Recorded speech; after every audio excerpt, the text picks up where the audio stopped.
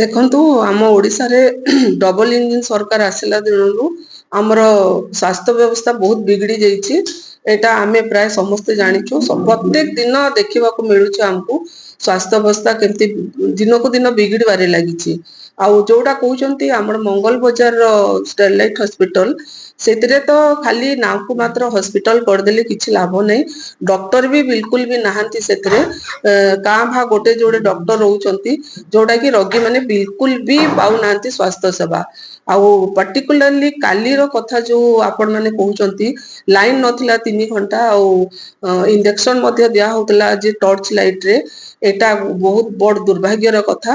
ଆଉ ଆମ ମାନେ ଯୋଉ ସରକାର ଏବେ ଚାଲିଛି ଆମ ରାଜ୍ୟରେ, ତାଙ୍କୁ ତ ପୁରା ଲାଜ ଲାଗିବା କଥା ଯେ ଆମ ଝାରସୁଗୁଡ଼ାକୁ ବାରମ୍ବାର ଆମର ସ୍ୱାସ୍ଥ୍ୟ ମନ୍ତ୍ରୀ ଗସ୍ତ କରୁଛନ୍ତି, କିନ୍ତୁ ଏଥିପ୍ରତି ତାଙ୍କର ଟିକେ ବି ଧ୍ୟାନ ନାହିଁ।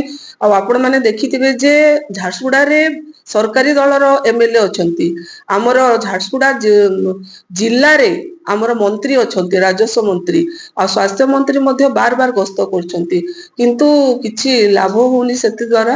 ଆଉ ଲୋକମାନେ ବହୁତ ହନ୍ତସନ୍ତ ହଉଛନ୍ତି। ମୁଁ ଏତିକି ମାନେ ସେମାନଙ୍କୁ ଗୁହାରି କରିବି ଯେ କେମିତି ଆମର ସ୍ୱାସ୍ଥ୍ୟ ବ୍ୟବସ୍ଥା ଭଲ ହଉ, କାହିଁକି ନା ଆମର ଗୋଟେ ଗୋଟେ ଜୀବନ ଆମ ପାଇଁ ମୂଲ୍ୟବାନ। ସେ ମୂଲ୍ୟବାନ ଜୀବନ ଗୁଡିକ ଆମ ଦିନକୁ ଦିନ ନଷ୍ଟ ହେବାକୁ ଲାଗିଛି। ତେଣୁ ମୁଁ ଆଉ ଥରେ ଗୁହାରି କରୁଛି ଯେ ଆମ ସ୍ୱାସ୍ଥ୍ୟ ବ୍ୟବସ୍ଥାକୁ କମ ସେ କମ କେମିତି, ଆମର ତ ଆପଣ ମାନେ ଦେଖିଛନ୍ତି ଶିକ୍ଷା ବ୍ୟବସ୍ଥା, ସ୍ୱାସ୍ଥ୍ୟ ବ୍ୟବସ୍ଥା ସବୁ ବିଗିଡିବାରେ ଲାଗିଛି।